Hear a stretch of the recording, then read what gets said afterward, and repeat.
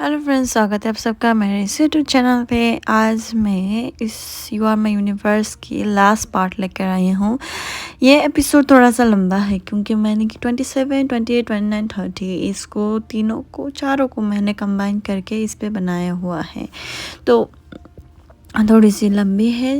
Warning दे दूँ और start करते हैं हमारे आगे सीन के। जो यहाँ पे नी को अब सब कुछ आज याद आ चुका है कि क्या हुआ था, किस तरह से उसका हो गया था, और रूम के साथ निकाह करके उसे बस क्या मिला था, उसके बेस्ट फ्रेंड ने उसे जो धोखा दिया था। तो यहाँ पे सीन शिफ्ट होता है, रात हो चुकी थी। तो यहाँ पे सी और थे अपना साथ में रात बिता लेते हैं और कह देता है कि मैं बस तुम्हारे साथ ही रहना चाहती हूँ, क्योंकि अभी तक मुझे किसी औरत ने इस तरह से फेल नहीं कराया जिस तरह से तुमने फेल कराया है।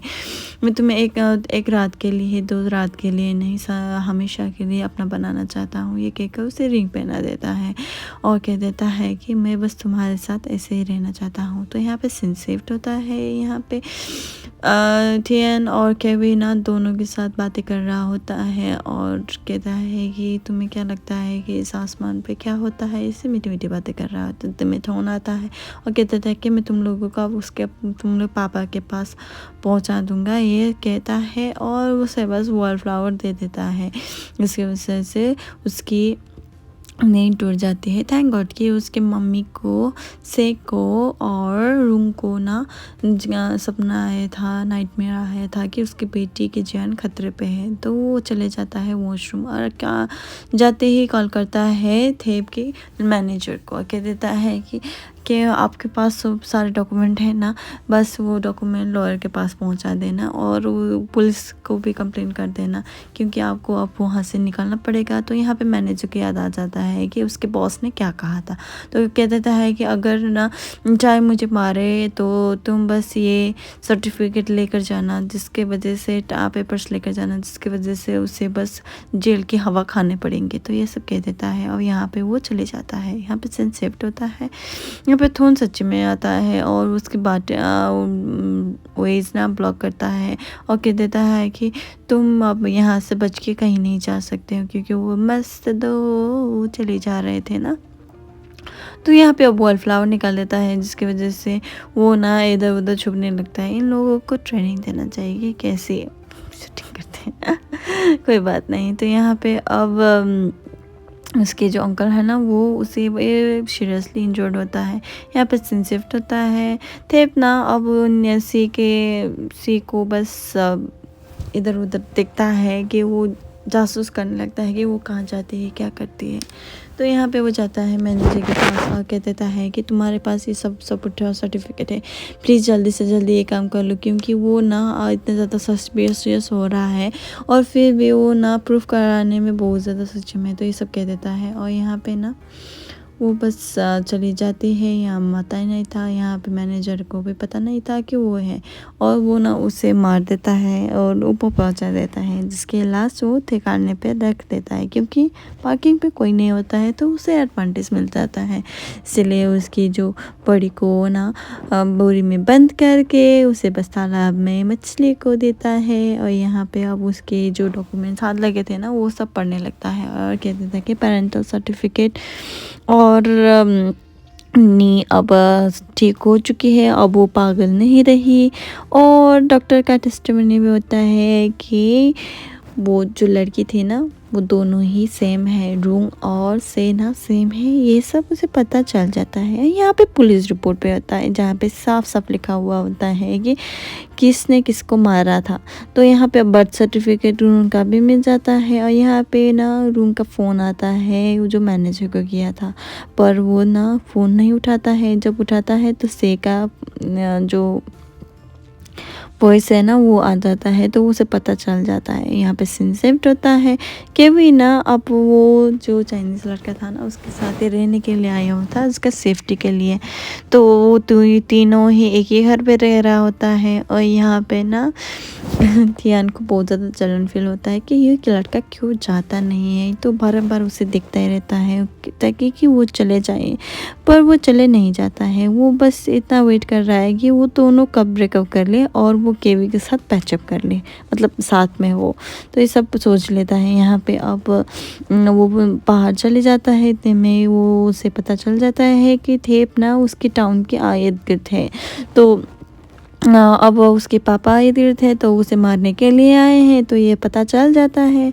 तो यहाँ पे ना अब पापा को भी अब कुछ ना कुछ तो करना चाहिए ना। उसकी बेटी तो जो बेटी उसकी जो जायदाद हड़प करने वाली है, वो बस ऐसे भी तो कुछ आक्रमण तिक्रम पक्रम करना पड़ेगा ना। तो यहाँ पे सिंसेप्ट होता है। अब मम्मी आती है केवी को मिलने के लिए, उसके साथ आती है नी भी। नी अब बहुत बेहतर रह चुकी थी और वो लोगों को पता नहीं था कि नी अब बेहतर हो चुकी है। और वो ना अपनी बहन को पूछता है कि तुम बेहतर लग रही हो, क्या तुम्हें वो इंसिडेंट के बारे में याद आ गया है। तो वो कह देता है कि हाँ, मुझे सब कुछ याद आ गया है कि क्या हुआ था, कैसे हुआ था। वो ड्राइविंग कर रहे थे, तो यहाँ पे थेप का मौत हो जाता है और जियांग ना वो मुझे भी मारने वाला था। उतने में पुलिस आ जाता है। तो वो दोनों इतना ज़्यादा आइडेंटिकल था कि वो बस उसे वहाँ पे रखे खुद थेप बन के वहाँ पे रहा।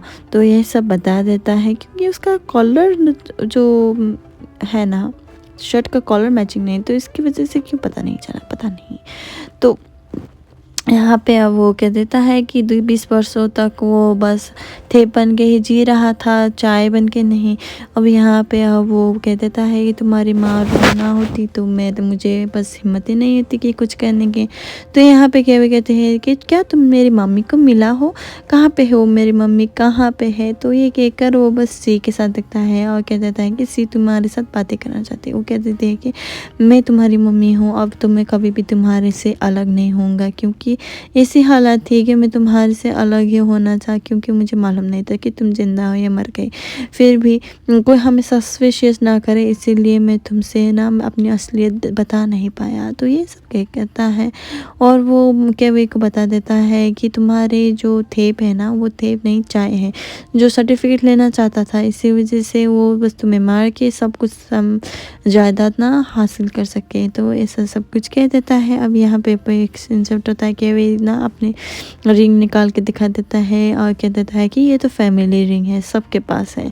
तो सबके पास है, तो थेप के पास है, चाय के पास नहीं है, तो ये ना चाय का ही है। तो ये सब मिल जाता है सबूत। तो यहाँ पे अब उसे बस अपनी गलती का एहसास हो चुका है। वो तो गलत लोगों के पास था, थेप के साथ मिलावट कर रहा था। तो यहाँ पे अब कह देता है कि चलो चलते हैं। तो इतने में गुंडों लोग आ जाता है, उसे उन लोगों को प्यार करने लगता है, जिसकी वजह से उन लोगों को वाइल्ड फ्लावर जो बहुत ज़्यादा मिल जाता है। अब यहाँ पे ना चाय ना अब वहाँ पे होता है और रूम ना गाड़ी से बाहर आता है अपनी बेटी को बचाने के लिए।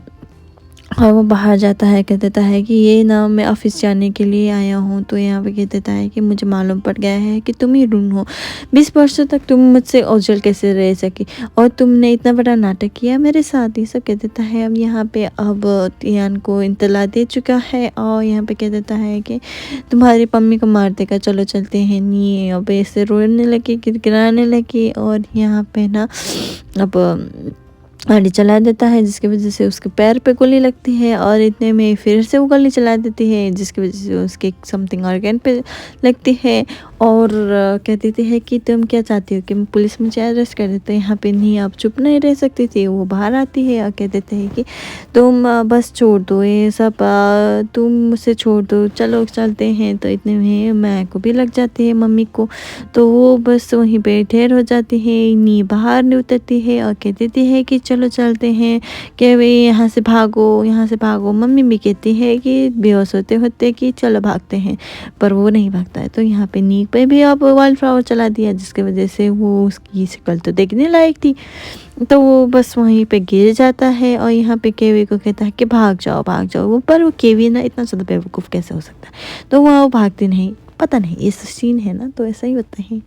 तो फिर से गोली मार देता है, जिसकी वजह से नी का मौत हो जाता है। और यहाँ पे ना अब उसकी गैंग के लोग और पुलिस के लोग भी आ जाता है बुरी इंसान की, और वो वो बस डेड हो जाता है, पुलिस आती है तो कुछ नहीं कर सकते। तो यहाँ पे अब वो कह देता है कि चाइनीज़ बॉय के तुम्हारी मम्मी ठीक होगा, ये कहकर वो बस रोने लगती है और उसे बस अपने हाथ देने लगता है और पर वो दे नहीं पाता है अनफॉर्चुनेटली। तो वो वहाँ से भागते हुए चले जाता है, टियान के गले पे लग के वो रोने लगता है कि मैं ठीक तो हो जाएगी। तो उसे लगता है कि चल बेटा तेरे तो हो गई, तो वो उसके रोल ख़त्म हो जाता है क्योंकि उसे तो प्यार नहीं कर सकता ना, तो भाव ही नहीं देती तो प्यार कैसे करता है मैंने।